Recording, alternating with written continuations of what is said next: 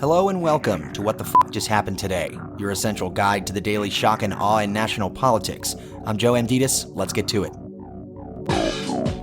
It's Thursday, April 21st, 2022. Welcome to day 457.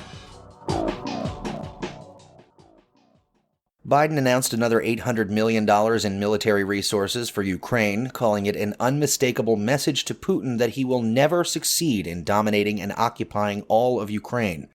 Biden added that the war was entering a critical window.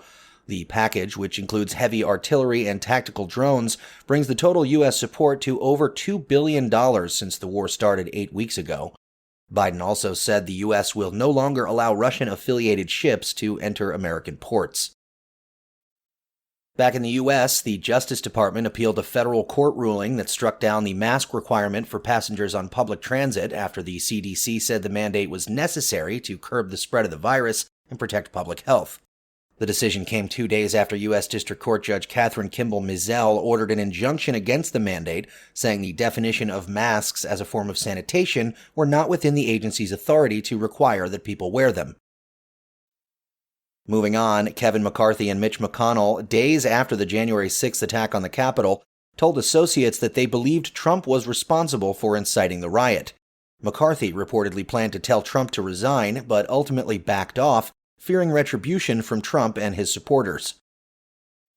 Meanwhile, top members of the Oath Keepers discussed plans to provide security for Trump allies like Roger Stone, Alex Jones, Ali Alexander, and Michael Flynn on January 5th and January 6th. Several members of the group are now facing seditious conspiracy charges. In Florida, state legislators passed a new congressional map after the Democratic lawmakers shut down the special legislative session for more than an hour with a pray-in and sit-in.